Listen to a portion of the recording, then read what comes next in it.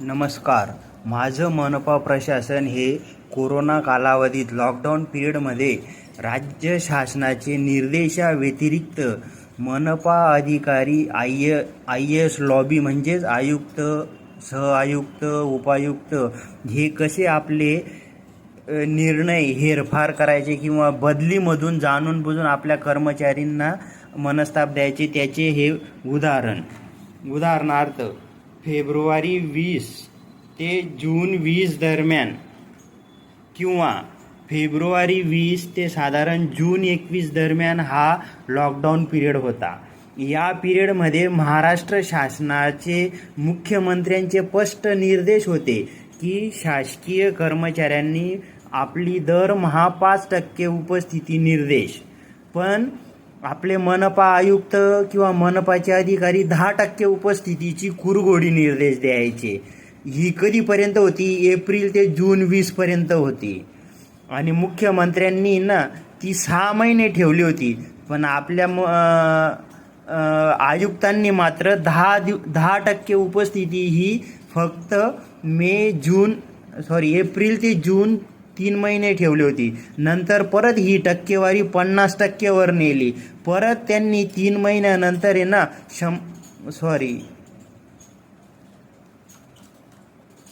आणि आरोग्य खात्याला मात्र 100% उपस्थिती एप्रिल ते जूनमध्ये ती आवर्जून होती, कारण त्यावेळेला पेशंट यायचे म्हणून. पण त्या 3 महिन्याच्या वेळेला जो निधनाचा रेशो होता त्या रेशोवरून एकही डॉक्टर अधिकाऱ्याने, एकही आपली आरोग्य समितीवाल्यांनी, कोणत्याही वरिष्ठ आमदार खासदारांना किंवा आपले मुंबई पालकमंत्र्यांना हा कोरोना लॉकडाऊन बाबत असं उपाययोजना चुकीच्या होत आहेत, असलं हे भेदभाव होत आहेत आणि कर्मचाऱ्यांची याच्यामध्ये फरफट आणि सर्वात कर्मचारी जास्तीत जास्त दुःखद मनस्थितीतून जात आहेत हे कोणीही आणून दिलं नाही.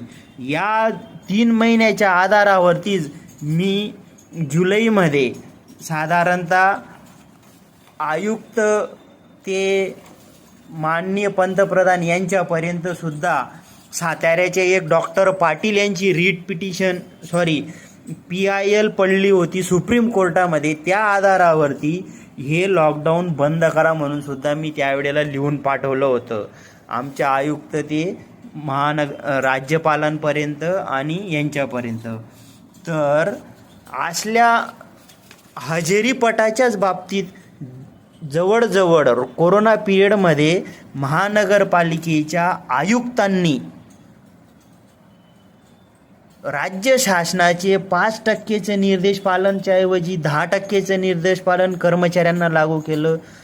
त्याबरोबर सर्वांचा जीव प्यारा नसतो का हो? वेगवेगळे भेदनीती करतात. तर दुसरी गोष्ट, उपस्थितीमध्ये मुख्यमंत्री सांगतात काय आणि आमचे आयुक्त वेगळं अंमलबजावणी लागू कर्मचाऱ्यांवर लावतात काय? जर हे असं तुम्ही योग्य केलेलं आहे तर मग आमचा क्लेरिकल लेवलचा GRP का तुम्ही दुरुस्त करत नाही हो? आमचा 2400च्या ऐवजी 4200 GRP सरसगट पदवीधारकांना पात्रता असताना तुम्ही का कापतात हो?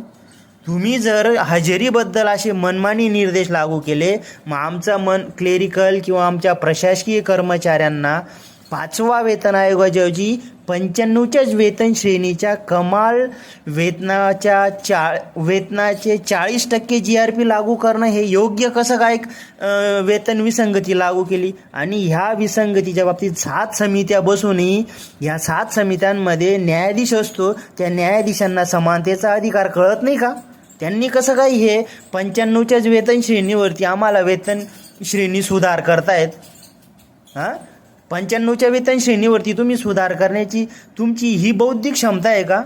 असली तीव्र भेदभाव नीतीचे उद्योग त्वरित बंद करून आमचा क्लेरिकल लेवलचा GRP लवकरात लवकर 4200 परीक्षा पास अट शिथिल केलेल्याचं वरिष्ठ लिपिक टाईम बाउंड पदोन्नतीमध्ये त्वरित परीक्षा पासच्या अट शिथिलचं परिपत्रक मला मिळावं, नाही तर माझा हा सत्याग्रह असाच अजून चालू राहणार. आणि हा माझा रीट पिटिशन 1/2/2016च्या आदेशानुसार मी हा करत आहे. म्हणून आयुक्त साहेब, तुम्हाला माझा हा सत्याग्रह ऑन ड्युटी म्हणून मंजूर करणं बंधनकारक राहील. आणि तुम्ही किशोर गांधीजी, तुम्ही जे माझं निलंबन केलं आहे ना, ते तुम्ही बेकायदेशीर केलेलं आहे. आणि तुम्ही डॉक्टर लोकांना आहे ना एक प्रकारे खतपाणी घाललं आहे. डॉक्टर लोकांना प्रशासकीय कामकाजाचं काही माहिती नसतं, काही कळत नाही, तरी तुम्ही त्यांना आमच्या क्लर्क लोकांचा, आमच्या वाट्याचा प्रशासकीय पदाची चोरी करून त्या वैद्यकीय डॉक्टरांना कसं काय प्रशासकीय पदावर आणतात आणि त्यांच्या हाती प्रशासन देतात. ही असली प्रशासकीय पदाची चोरी किंवा क्लर्क, हेड क्लर्कच्या पदोन्नतीच्या संधीची चोरी कमी करू नये म्हणून हे जनहितार्थ सादर.